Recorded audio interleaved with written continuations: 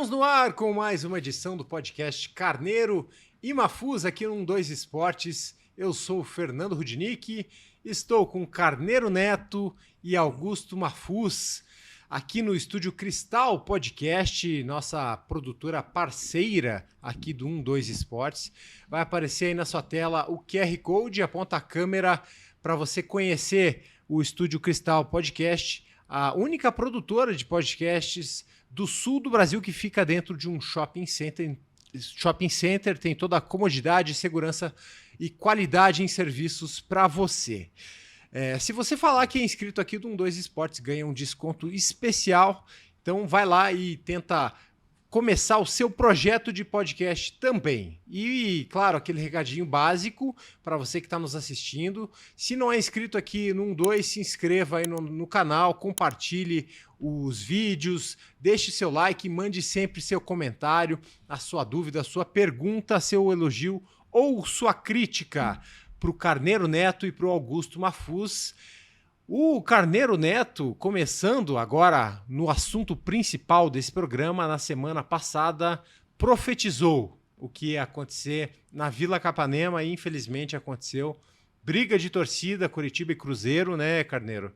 Você disse, segurança precisava ser reforçada, só que aconteceu. O que estava na cara, aconteceu infelizmente. A situação dos dois times não é boa. E tivemos mais uma cena de briga dentro do gramado.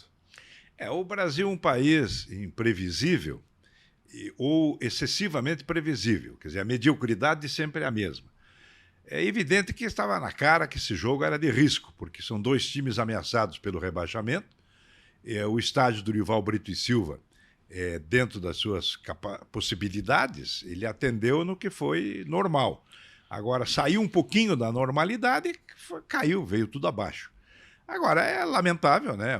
A existência ainda de torcidas organizadas, que são vários cafajestes infiltrados nas torcidas, porque antigamente a ideia de torcida organizada era muito bonita, né? Que era a festa, a bandeira, as orquestras, enfim. No início foi muito bonito, realmente, né? A famosa charanga do Flamengo no Maracanã, por exemplo, e outras tantas.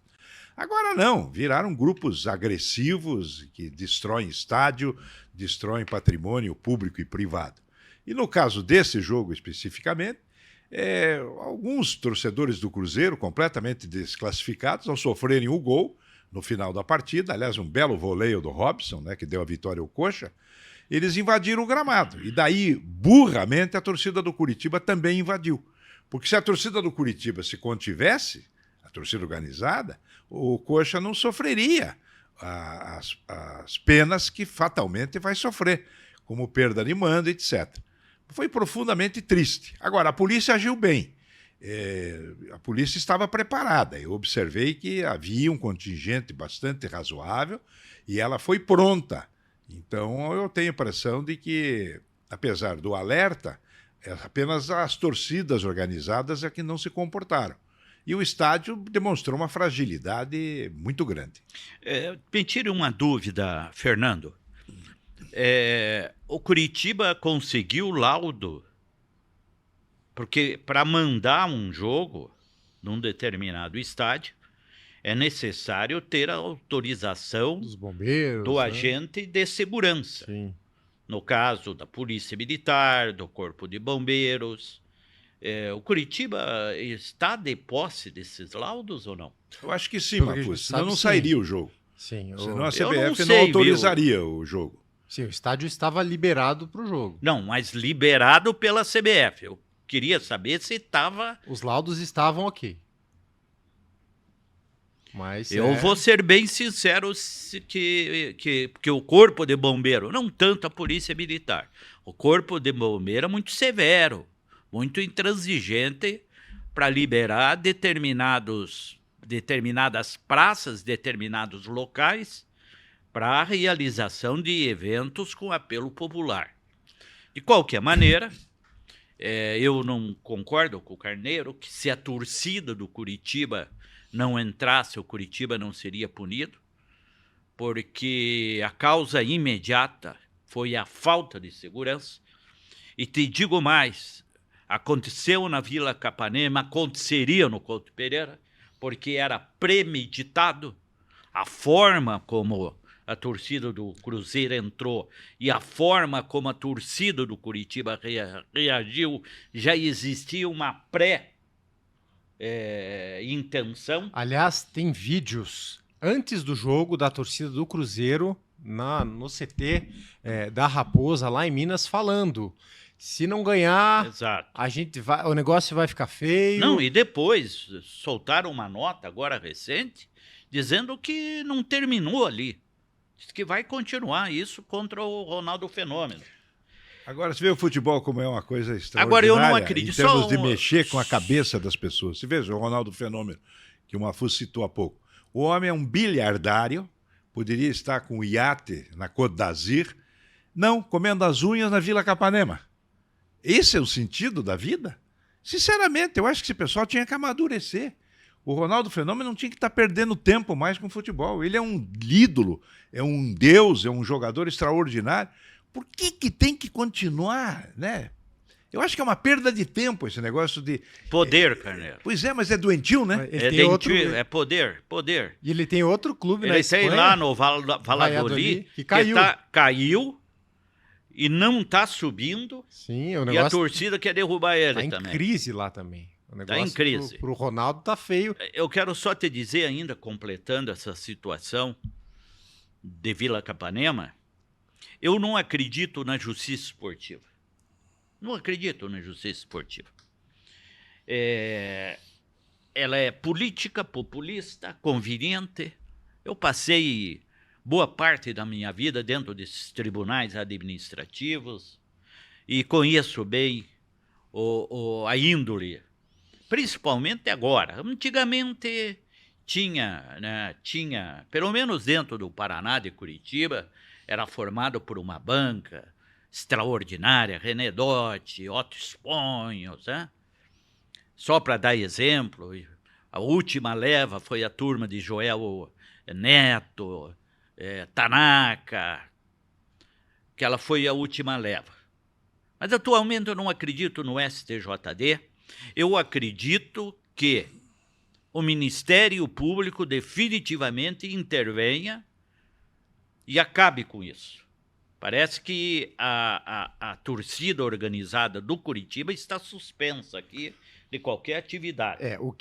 Só para esclarecer, o Ministério Público ele soltou uma nota dizendo que a PM, junto com o Ministério Público, em cumprimento do regulamento geral do futebol... E da lei específica. Isso, da lei geral do futebol, uma punição administrativa para a torcida organizada impedida de entrar no estádio. Aí teve um ofício do MP em que não consta essa situação. Mas vamos ver o que vai acontecer. Agora, nesse momento, não vai ter nem mais jogos, né? O estádio... Não, mas aí que tá. Tem algumas consequências. Veja bem, o Andraus, a partir de janeiro, ele vai mandar os seus jogos no estádio Dorival Brito e Silva, que está interditado. O time do Nadim? O time do Nadim, o filho do Nadim, o filho. que toca, né? Agora, que é um grande atleticano. Nossa, e a abertura é Andraus e Atlético. Eu quero ver para quem que ele vai torcer. Mas daí, claro que o interesse econômico empresarial vai pesar. Agora, além disso, o Curitiba e o Cruzeiro devem perder mando de jogos. Sim. Não se sabe se ainda no atual campeonato ou na Série B do próximo ano. Começa agora e vai prosseguir. Você vê que absurdo, que tristeza. E o Ministério Público de Minas Gerais propôs o fim de todas as torcidas visitantes. Eles querem jogo de torcida única em todos os jogos do Brasil e, na sequência, o fim das torcidas organizadas. Mas, Carneiro, só para encerrar este tema, e eu acho que é um dos fatos mais relevantes para se abordar quando a gente trata dele, é a tolerância dos clubes com essas torcidas organizadas. Tolerância. A do Curitiba é uma cultura do Curitiba, né? A diretoria do Curitiba através dos anos, sempre mimou as torcidas organizadas. São coniventes. São coniventes. São sempre, coniventes sempre. e usam as organizadas politicamente. Exatamente. Agora, todos os clubes fazem isso. Inclusive, vamos lá. Do Curitiba, agora recentemente, eles permitiram e abriram o CT do Caju para que a torcida cobrasse os jogadores. Isso é um absurdo. O CT do... Não, o da Atlético. Graciosa. O CT da Graciosa. Porque eu vou chegar no Atlético nisso. O Paraná, 70% do Conselho Deliberativo do Paraná é constituído por integrantes da sua torcida organizada.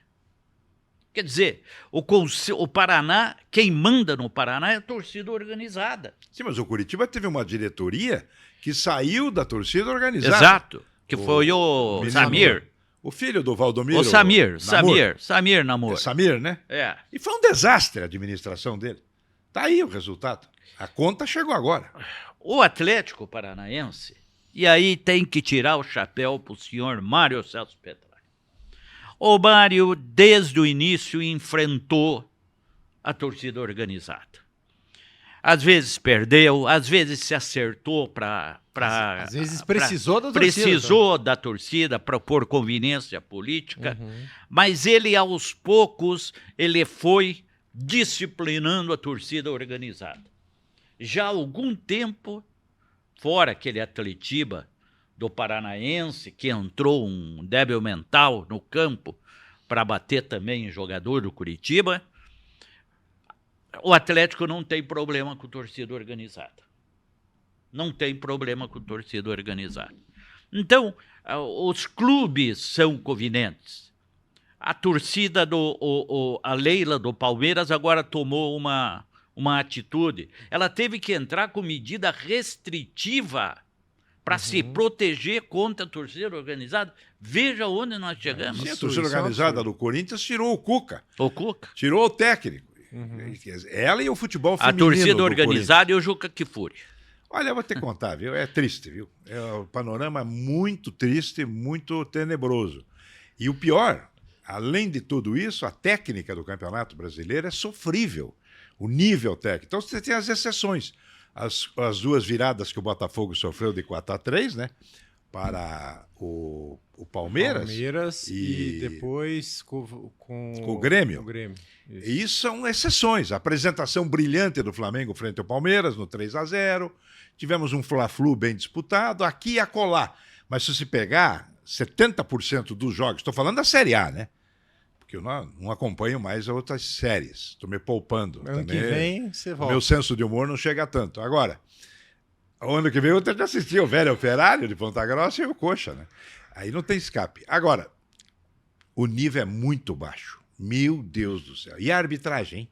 Finalmente a CBF admitiu um erro escandaloso do árbitro de campo e do VAR numa penalidade máxima não assinalada a favor do Corinthians na vitória sobre o Grêmio. Então você veja, 72 horas ou mais depois a CBF realmente... Amigo, quando é que esses caras vão aprender a ser dignos como árbitros de campo e árbitros de VAR? Ou nós vamos acabar com isso por falta de competência? É a famosa burrice natural brasileira sendo exportada? Carneiro, eu cheguei à conclusão seguinte. Eu vi, em razão dessa jogada do pênalti sobre o Bidu do Corinthians e sobre o pênalti indiscutível do zagueiro do Corinthians no jogo contra o Atlético Paranaense, né? Aí deu Foi dúvida, uma vergonha. né? Não, eu não Já tive teve dúvida. um pênalti não marcado no primeiro turno, Corinthians e Grêmio lá, que foi Se absurdo fosse o também. inverso, daria pênalti pro Corinthians. Eu vi essa revisão Então, do lance do Atlético e Corinthians, e aí a divergência, pelo menos. Agora, no pênalti do Exato, Corinthians frente mas ao Grêmio, foi unânime. O que eu quero falar é o seguinte: definitivamente, eu não sou contra o uso da tecnologia. O VAR acabou com a arbitragem brasileira, já era fraca. Ele acabou. Está tendo mais erros o futebol brasileiro está conseguindo fazer com que a tecnologia seja colocada em dúvida. Veja só que coisa.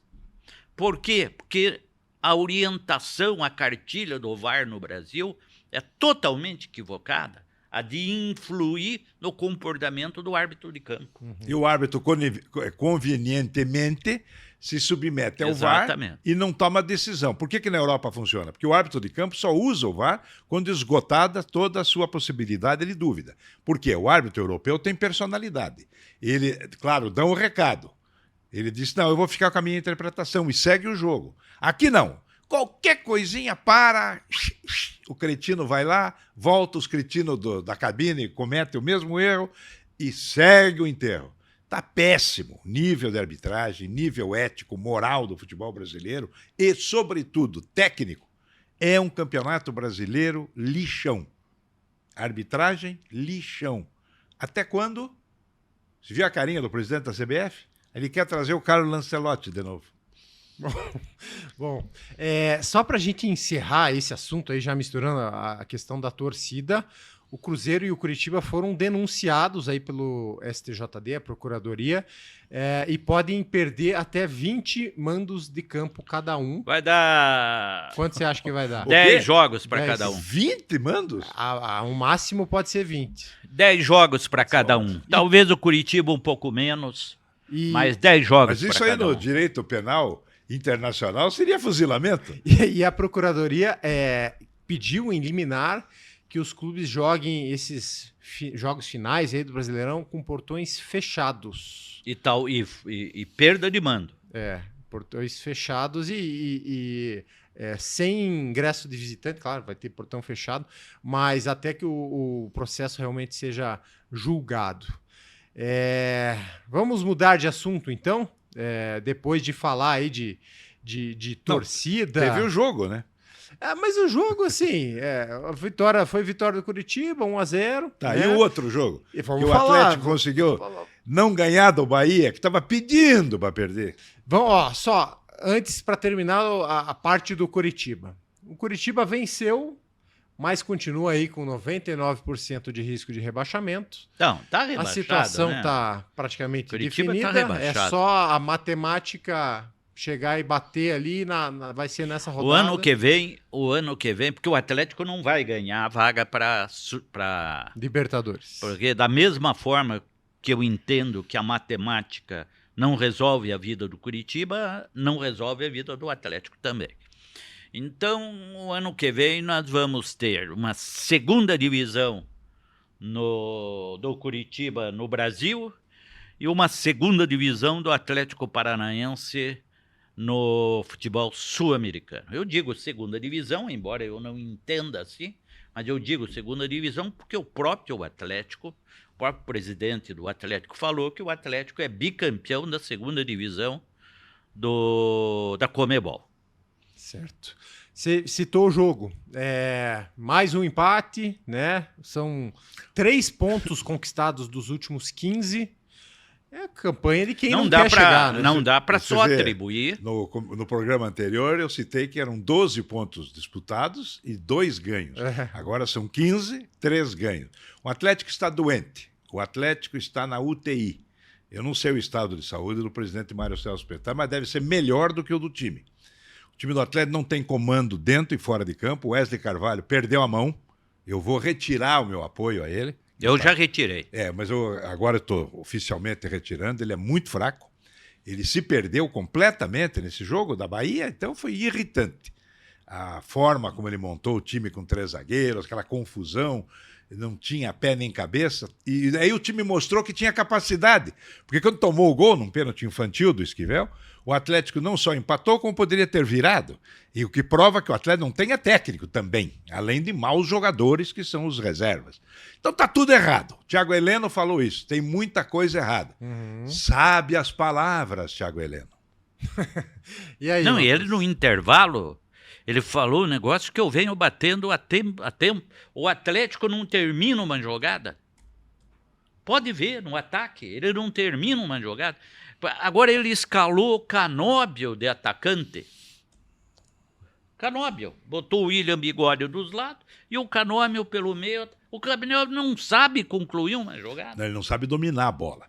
A seleção uruguaia, que me desculpe, mas não tem futuro nenhum convocando o Canóbio. O Canóbio corre. Ele é boa pinta, aquele cabelo. Bonitão. E a mulherada adora ele, com razão. É que eu não tenho filho, mas um genro daquele padrão até eu engoliria. Agora, o jogar futebol, ele não sabe, amigo. Ele não sabe. Olha, esse Canóbio e o Coelho, eles não jogariam nos times do Atlético dos últimos 30 anos. Não é o atual moderno aí, o campeão brasileiro. Não jogaria no ataque de capitão Washington, Assis e Nivaldo. Não jogariam. Ou não jogariam no ataque de Sicupira, Nilson Borges. Exatamente. Medíocres. Dúvida, né? Jogador, padrão técnico sofrível do futebol brasileiro, e o Atlético Paranaense é um vexame, perdendo essa vaga da Libertadores para ele mesmo. Que falta que faz o Vitor Roque, né? Mas não foi só por causa da ausência do Vitor Roque. Não, o Christian também fez falta. Mas não foi só por causa. Inteira... Se tivesse, estaria um pouquinho melhor. Falta comando fora e dentro de campo. Sim. O Atlético está abandonado, largadão. Ora, qual é o comportamento de um funcionário? Seu patrão chega e diz, publicamente, chegamos no limite. Quando você chega no limite, qual é a tendência natural? É começar a cair. Uhum. Mas então isso que está acontecendo com o Atlético nada mais é do que foi anunciado pelo próprio Atlético. Chegou no limite e vai cair. E se não mudar tudo nas eleições, se o Atlético não renovar os seus quadros diretivos, ele vai levar o problema para o ano que vem. Certo. Ele não vai sair da ambulância, ele vai continuar. Porque com esse pensamento, com essa filosofia de continuar pegando jogadorzinho aqui e ali para fazer negócios no mundo mercantil do futebol, é uma coisa. Agora, você fazer uma filosofia de trabalho, né, bem estruturada, com aquele magnífico CT do Caju, para ser campeão de algum título importante, e o Atlético não tem esse objetivo. E não está tomando nenhuma providência. Eu não sei se essas providências estão sendo tomadas em sigilo, em razão de que vai ter eleição. Não, vai ter a eleição por cumprimento formal do estatuto. Porque todo mundo sabe que o Mário vai ser reeleito, ou talvez até aclamado outra vez. Provável, né? É isso. Né? Aclamado. Então já era o momento de começar a tomar posições e divulgar essas posições. Mas como é que vão aclamar um senhor que merece todo o nosso respeito e consideração pelo trabalho extraordinário que ele realizou no clube, pelo que ele representa na história do clube? Mas como é que vão aclamar e reeleger uma pessoa que está doente, que não demonstra capacidade de recuperação a curto prazo, para comandar um clube com os interesses e com a história do Atlético Paranaense exatamente no ano do seu centenário? Porque o Atlético mas vamos chamar a responsabilidade os conselheiros e os associados. Espera aí, estão brincando com algo muito sério, que é exigir o que o Petralha talvez não possa mais oferecer. Não pode. Pois é, e ao mesmo tempo colocar o clube em risco. Exatamente. Mas infelizmente, criou-se um muro que ninguém entra e ninguém sai dessa política do Atlético. Criou-se um muro de Berlim ali dentro.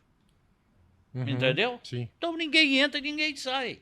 Quem está lá vai ser reeleito e quem eventualmente poderia ajudar e participar não consegue acesso.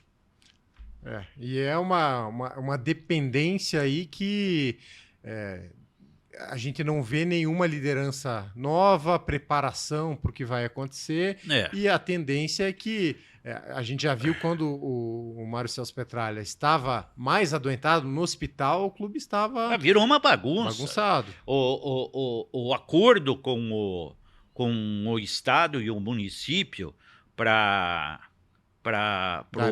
Arena, para liquidar os processos, ele teve que esperar o Mário voltar de São Paulo para Curitiba, porque ninguém tinha poderes... Caneta. Ou se tinha caneta, não tinha tinta. Sim. Entendeu? Uhum. Essa é a situação.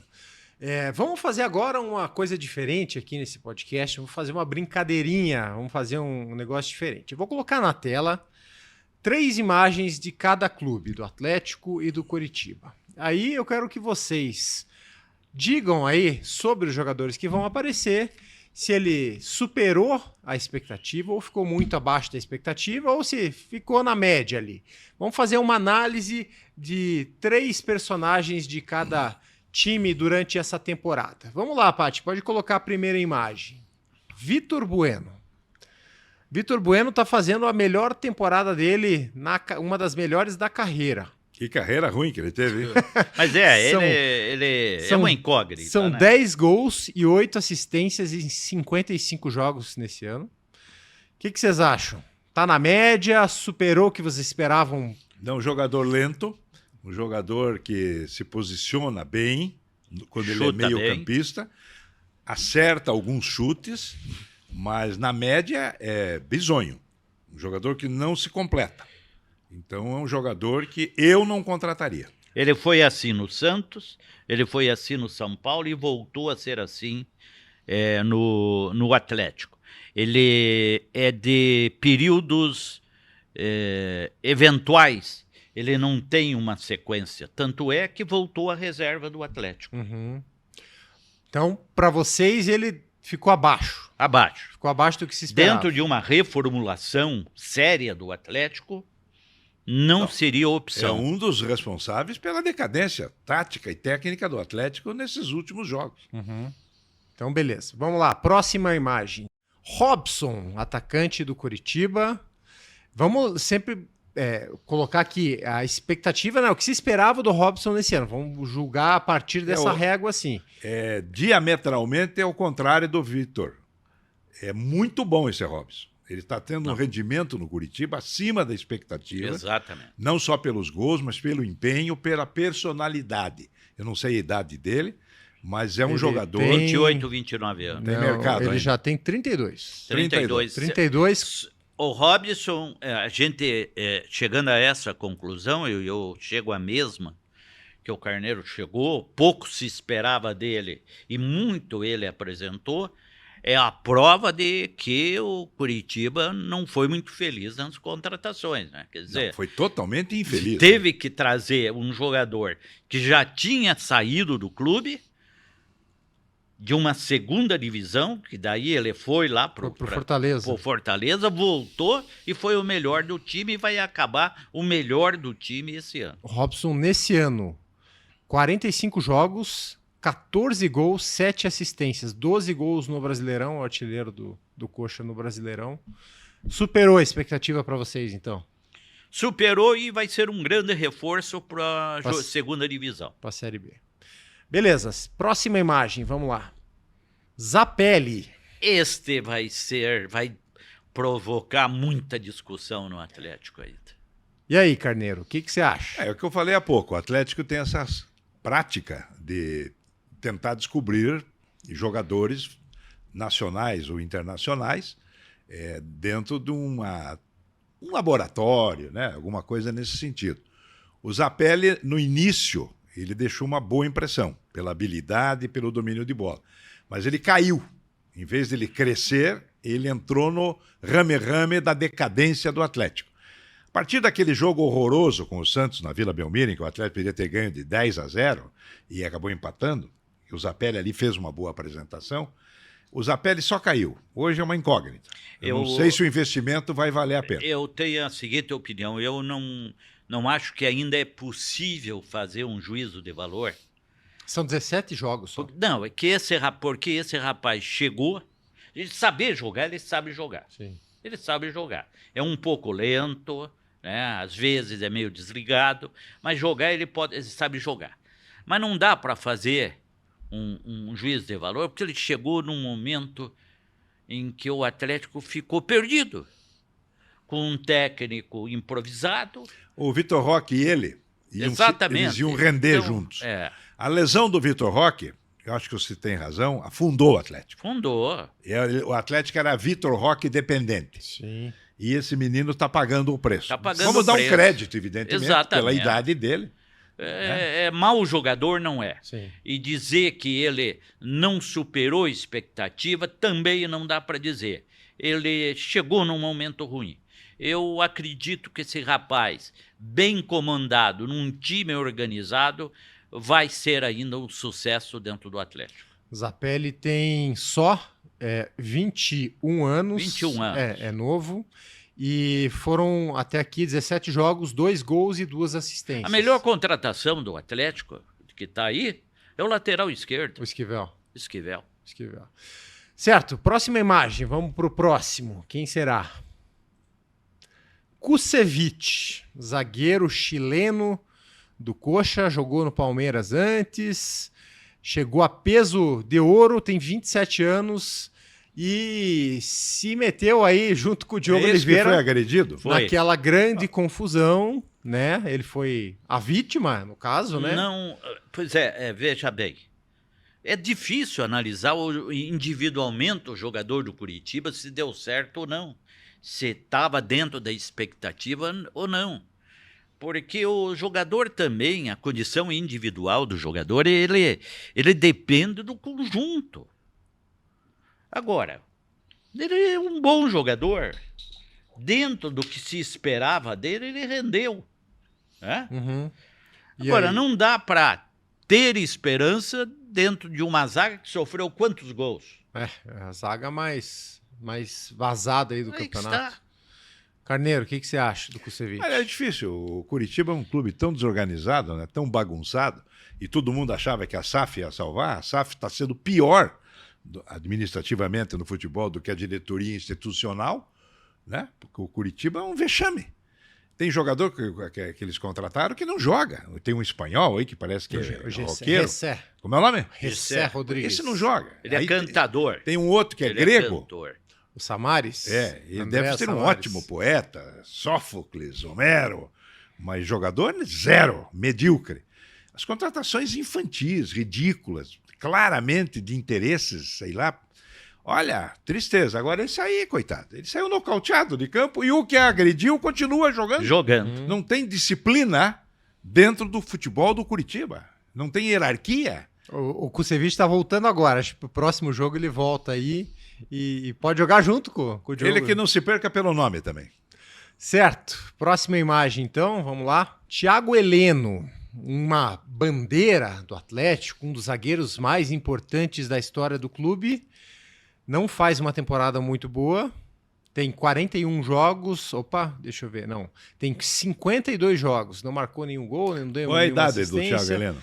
Thiago Heleno tem 35 anos. Eu acho que o Thiago Heleno deu para ele. Eu acho que ele foi um extraordinário jogador, mereceu o apelido de general. Ele foi importantíssimo, não só como zagueiro, mas como líder. Mas esse ano foi péssimo. Ele Muitas falhou, falhas, né? muitos pênaltis, muita coisa errada. Eu acho que seria bom aquele velho jantar no Madalosso e o relógio de ouro. E a despedida. Tem contrato por mais um ano. Eu não dispensaria o Thiago Heleno. Eu ainda acho... Ele a bola cruzada do Atlético, os gols de bola cruzada do Atlético, nós não podemos dizer que foram necessariamente em razão dos erros eventuais do Thiago Heleno. Não, de todo o conjunto. De Né? todo o conjunto. Porque os companheiros que Exatamente. encontraram para ele... Esse Kaká, Ivaldo, por exemplo... esse Kaká, por Esse cara é um exemplo, coitado. Todo jogo ele quer fazer alguma... tem que mandar embora o Kaká. Tem um outro, já. Felipe, o nome Matheus duplo. Felipe. Esse não sabe nada de futebol. Nada. Olha, eu estou falando com toda tranquilidade. Não sabe, não serve. Entendeu? O Clube Atlético Paranaense merece coisa melhor. Merece. Então, quem contratou essa gente tem que ser mandado embora antes do que o Thiago Heleno. É isso que eu quero chegar e dizer. O Thiago Heleno não é problema para o Atlético. Não é, e não vai ser em 2024. Eu acho que tem que mantê-lo. Mas assim, a minha dúvida é como tratar um cara que tem esse peso, essa importância para o clube. Aqui não trata que nem o Marcelo Cirino, né? Mas num O que fizeram com o Marcelo Cirino foi uma grosseria. Não, mas o Marcelo Cirino, o Carneiro, ele é difícil tratar. É que a gente não conhece a Ainda pessoa. bem, e não quero conhecer. Veja bem, e não queira conhecer. Num ambiente, ele é daqueles que qualquer coisa vai chorar para a mamãe. Mas assim, voltando ao Thiago Heleno. Não, o Thiago Heleno, eu acho que não tem que mexer no Thiago Heleno. Mas assim, como tratar com ele pelo peso que ele tem pro ano que vem? Mas Não, ele vai tem- ser titular do time. Você acha que continua? Vai ser titular do time. O que não Precisa pode... de um parceiro bom. Não, e já entramos num assunto muito importante. Ele, Fernandinho, tem alguns jogadores... Não tem que jogar o Campeonato Paranaense. Uhum. São jogadores emblemáticos. Exatamente. Eu não acho que tem o Thiago jogar, Heleno, por exemplo, é o tipo do perfil para ficar na comissão técnica, Não. da base ou do profissional, como o Paulo Miranda está lá, Exato. e em outros tempos o Cocito, etc. Por quê? Porque é um símbolo do clube. Né? Agora, eu como analista de futebol, eu tenho, desculpe, mas tem que ser rigoroso, ele como jogador, titular, zagueiro, não serve mais. Agora, ficar no Atlético, ser gerente geral de Não. algum departamento, Eu entendo que perfeitamente. serve ainda. Eu entendo que serve de acordo, dentro de um projeto sério que o Atlético tem que adotar para o futebol em 2024, a partir de 2024, porque... Mas como é que é? Não bateu a cabeça já? Pois é, mas presumo que, mesmo dentro do limite dele, possa fazer um projeto sério do futebol. Mas né? ele deve estar com um galo na cabeça já. Ah, Ele deve. e os outros lá. Bateu no teto. Quando ele fala em limite, termina esse assunto, depois eu quero Vamos tocar lá, num o Thiago assunto Heleno aqui. já foi, opiniões discordantes aí de Carneiro Neto e Augusto Mafuz. Vamos para a última imagem. Não, eu não discordo. Não, vocês eu dois. discordei do Carneiro. Sim, sim, vocês discordaram. Slimani, argelino, 35 anos também, fez 11 jogos e 3 gols, 2 assistências. Superou a expectativa, não superou? Não. Volta naquele contexto todo. Para mim, atendeu a expectativa, porque onde ele passou, ele fez gol. E aqui ele fez o gol, fez gols dentro das circunstâncias que o time permitiu. E você, o que acha do Jogador Slimani? comum. Comum? Mediano para medíocre, Ah, não bom, serve. mas Pro nível do Curitiba. Você queria quem? O Puskás? Não sei. O clube, né? O Curitiba, os jogadores que o Curitiba teve através dos tempos, Ah, bom. atacantes, Carneiro. goleadores, tem que aguentar o Slimani. Ah, me desculpe, amigo. Que é isso? Não vou falar de Krieger, Zé Roberto, Não, mas gênios. E não tampouco os mais recentes, que foram fantásticos. Curitiba montou times maravilhosos ultimamente. Ultimamente, que eu digo, há 10 anos atrás, né, quando disputou 2 finais de Copa do Brasil, quando foi tetracampeão estadual, na gestão do Wilson Ribeiro de Andrade. Ali o Curitiba, dali para frente, só caiu. Agora, esse Slimani pode ter sido um super jogador no passado. É a mesma coisa que eu digo em relação ao Thiago Heleno. Deu para ele. Obrigado, um abraço. Certo. Não, eu quero só... Vai, diga. Porque esse tema de que o Atlético chegou no limite é um tema muito complexo e importante para ser discutido pelos atleticanos. É o argumento para se vender o Atlético. Eu vejo como uma muleta. Pois é um argumento. É uma muleta. Deixa um argumento. Mas vamos até admitir, e bem pensado, dá para admitir, E Mafuz, anteriormente, que seja verdade. anteriormente era o teto, precisamos do número de sócios, Exato. 40 mil e não sei o quê. Agora mudou, né? Exatamente. Agora é que chegou no limite, não pode passar disso. Mas no limite chegou, ganhou. 2 Sul-Americanas, uma Copa do Brasil, decidiu 2 Libertadores, foi campeão do Brasil. Decidiu a Copa do Brasil também, Decidiu foi a vice. Copa do Brasil. Ora, se o limite permite alcançar esse estágio, não chegou acima, não foi por falta de dinheiro, Uhum. foi por falta de ideias, de projeto. Isso que aconteceu. Entendeu? O Atlético hoje está terminando uma temporada sem técnico, sem diretor de futebol. Veja só que situação, como está o clube. E sem presidente. Não, o presidente tem, cara. Mas está doente. Mas Quando a pessoa está adoentada, tem que se retirar. vai cuidar da saúde. Esse é o meu pensamento, né? Como na vida política. O sujeito não pode governar um país doente. Ele se afasta, assume um vice-presidente, ou coisa semelhante. Se afastou e agora Agora voltou, vai ter né? uma eleição e vão reeleger a pessoa que está adoentada. A não ser que surpreenda todos nós e apresentem, né? Não, está tudo resolvido. Felizmente, o Mário Celso Petralha está em condições de responder pelo clube nos próximos quantos anos o mandato? 3, 4 anos? 3 anos, né? Então, é só isso. Eu acho que está havendo muita conivência, muita omissão, algo muito alta indagação, eu colocaria. Muito risco do Atlético Paranaense pelo desfecho dessa temporada absolutamente medíocre, sem melhores explicações. Eu acho que o Atlético é um clube muito forte, tem uma torcida muito vibrante, tem um corpo associativo que merece ser atendido. Eu acho que tem que abrir o jogo. Não dá para esconder, não. Vamos mostrar o que é. Qual é o projeto para os próximos anos? Não adianta. É vender o clube. Mas tudo bem, para quem? Aí que está. É vender o clube. E a criação de SAFs, de grandes clubes, e o Atlético tem que ser tratado como um grande clube. Era a noiva da vez. Petralha não falava disso. Está se tornando, a criação está se tornando duvidosa. Ainda mais com essa reforma tributária. A lei especial, o benefício tributário vai ser mantido, mas não vai mais ficar nos 5% durante os próximos 5 anos. Uhum. Vai, por lei complementar, vai no mínimo ser 17%.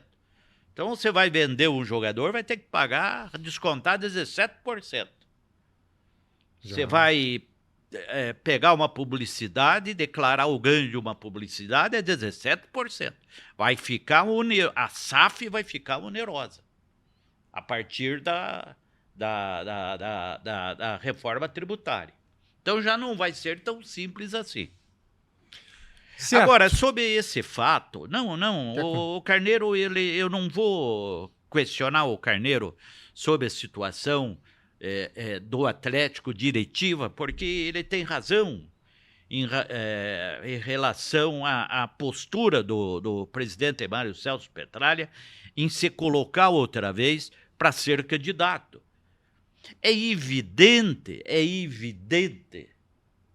que a maioria dos sócios, os sócios que votam, essa maioria não vai votar contra o Mário Celso. Primeiro, porque não tem uma oposição. Não tem nenhum candidato que se apresente. Olha, eu quero ser candidato, eu posso ser candidato ao lado do Mário. Uhum. Não contra o Mário. Não tem. E mesmo porque o Mário não aceita. Sim. Eu acho que a crítica que tem que se fazer ao Mário não é o fato de ele pretender continuar na presidência do Atlético. É ele decidir quem vai ser conselheiro, quem vai ser vice-presidente, quem vai ser segundo vice-presidente. É ele criar um conselho que continue submetido a ele, dizer amém a ele, prestar serviços a ele. Esse é o erro que ocorre hoje. Hoje e há muito tempo. Não, né? mas vamos esquecer. Sim. Há muito tempo, porque talvez até tenha sido bom para o Atlético, embora o Atlético, se algumas pessoas estivessem junto, tivesse ficado mais rico ainda e tivesse feito a mesma coisa, porque a base foi feita lá em 1900, entre 95 e 2002, a base de tudo que está lá foi de 95 a 2002. Uhum. Sem aquela base, sem a presença daquelas pessoas, não teria o que tem hoje. Mas então é essa a minha opinião. Me parece que só falta bom senso por parte do Mário Celso Petralha. Ele poderia até ficar de presidente, vai até ficar de presidente, mas teria que chamar pessoas, conversar com pessoas e compor um outro tipo de diretoria. Esse assunto rende, né? Não, e vai render. Rende. E vai Petralha render. rende demais. Não é o Petralha, é o Atlético que rende. Sim, mas estão misturados. Não, né? mas o Atlético é maior que todo mundo. Pra gente só terminar de falar do Atlético, gostaram da convocação do Bento para a seleção brasileira? Né? Foi justa. Não vai mudar o preço do dólar. Não, mas pode mudar. Mas ele voltou a jogar bem no jogo com o Bahia, ele fez uma defesa boa. Joga, mais ou menos, mas não é mais o que foi. Não. Quando surgiu o convite para ir para a Europa, mexeu a cabeça dele e ele caiu de produção. O reserva é melhor que ele, hoje. O Léo Link. Eu venderia o Bento. Mas vai acontecer agora, isso. estava na seleção exatamente para isso, é tudo encaminhado, dentro do mundo do futebol, dos negócios. Eles pensam que a gente é bobo, que a gente não sabe tudo o que está acontecendo, né? Não, mas eu não desvalorizo a convocação Mas eu não dele. estou desvalorizando. Está desvalorizando. Eu estou valorizando o Bento. Não. Mas agora ele vai valer mais se da seleção brasileira. Eu acho que, assim, eu discordo um pouquinho de você, Carneiro. Eu acho que hoje a gente viu muito pouco do Léo Link. Viu ele bem, mas eu não diria que ele tá acima do Bento hoje. Acho que... É evidente que não tá. Precisa dar mais... A gente precisa ver mais. O melhor goleiro do Campeonato Brasileiro era o do Botafogo. O Perry. Agora aconteceu toda essa desgraça. Mas foi convocado. Então o futebol, meu amigo, é uma ciência complicada, complexa. O Bento é vítima também da péssima zaga do Atlético, do péssimo meio de campo, enfim, de todos os problemas que cercam o Atlético. É evidente que o Bento caiu de produção na medida em que o Atlético afundou. Mas ele ficou... Isso é futebol. Eu não vou discutir mais nada. Ele é vítima do preparo físico e da medicina lá também. Então, é isso. 2 meses sem jogar. Hoje não deveria ir para a seleção brasileira. Hoje. Lá atrás, sim. É isso. Certo. Mas não tinha outro, ele deveria Mas ir. é problema do ele Fernando já Diniz, não é mas meu? então não vamos colocar em dúvida a razão. Mas eu não estou colocando em dúvida, eu mas estou dando a minha opinião. Por que ele não deveria? Mas você é muito contestador, Mas não é. Você já é um profeta maldito. Diz que o coxa ia cair e caiu. Eu não sou profeta de nada. Cara. Você é um profeta, mas você não passe muito perto do Monte Sinai, Mafus. Tem mais alguns assuntos aí antes da gente fechar mais essa edição do podcast. Eu quero falar desse assunto porque eu achei muito, muito bizarro. Bota na tela, por favor, Paty, a imagem do Gabigol. Ontem foi aniversário do Flamengo e ele fez essa imagem aí do lado do Zico, né? A inteligência artificial montou a imagem aí, ele com 2 taças de Libertadores, o Zico com uma, e o Zico com uma cara de, né, cara de brabo, ele sorrindo e tal, e pegou muito mal na torcida do Flamengo, e acho que em geral, né, para quem, eu não vi o Zico jogar, só na fase final dele no Japão ali. Isso foi uma ofensa. Mas assim, para quem conhece um pouquinho do futebol, não tem, foi uma ofensa. Ofensa não à pessoa do Zico, ao símbolo Zico, Sim. ao símbolo. Quer dizer, é mais grave ainda. O que você achou disso, Carneiro? É o débil mental, né? Risível. Esse Gabigol é um pobre diabo. O Zico foi um super craque. Lamento que o Zico não tenha ganho a Copa de 1982 ou de 86, porque hoje ele estaria na galeria dos imortais do futebol da seleção brasileira. O Gabigol é um medíocre.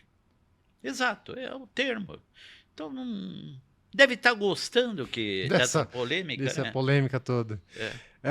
Pra gente falar... Mas ele é da turma da mesma formação do Neymar. Então o que você quer esperar? QI abaixo de 80, né? Você viu aí? O brasileiro está com o QI 83. Vai ter dificuldade para amarrar o sapato qualquer dia, viu? Quem eu acho que tem um QI acima é o Endrick. Muito acima. E o Vinícius Júnior e o Rodrigo também. Também. Ele foi convocado agora, a primeira convocação para a seleção principal, e o Diniz disse que o potencial do Endrick é de ser um jogador lendário. Ele agora, nesse final de Brasileirão, resolveu jogar muito. E tem mais uma coisa que eu gostaria de falar agora, que depois vai virar consequência. A CBF tem que respeitar o Fernando Diniz, parar com essa palhaçada do Carlo Ancelotti, porque o Fernando Diniz, ao ganhar a Copa Libertadores da América, ele ganhou um status internacional. E ele mostrou que tem capacidade.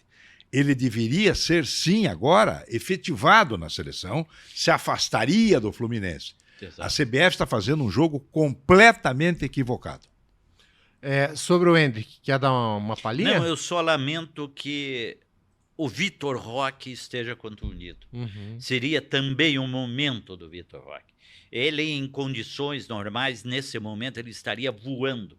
junto com o Endrick, sobre todos os aspectos, técnico, tático, emocional. E numa falta de atacantes, você acha que os dois teriam condição já de serem titulares da seleção? O Vitor Roque fatalmente, ele vai explodir lá no Barcelona, né?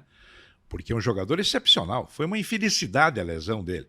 E o Atlético afundou quando o Vitor Roque se lesionou. Exatamente. Desmontou tudo que se planejou para o Atlético.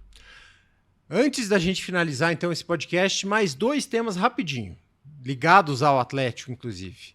O Thiago Nunes assumiu o Botafogo, deixou o Sporting Cristal do Peru.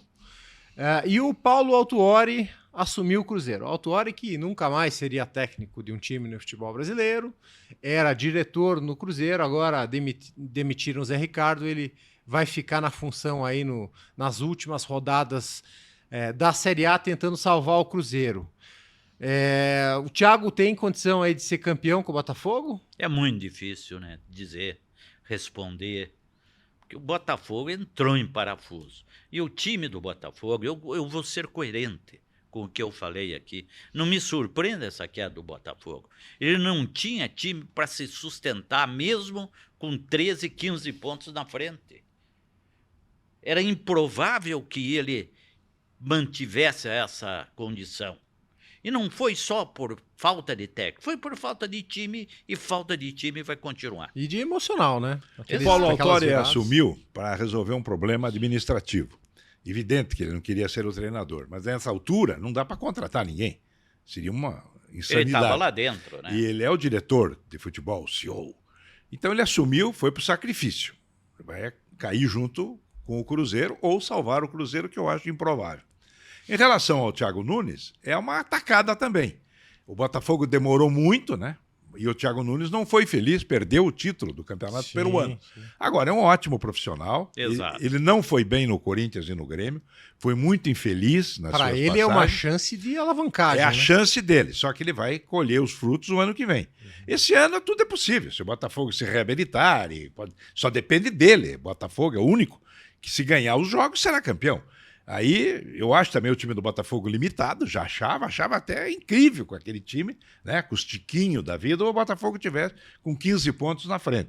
Mas, enfim, o futebol é para ser jogado e vamos viver essas emoções dessas últimas rodadas. É isso, meus amigos. Mais alguma coisa para comentar? É isso. Fechamos, então, mais essa edição, 24ª aqui do Carneiro e Mafuz. Semana que vem a gente está de volta. Valeu, um abraço. Tchau, tchau.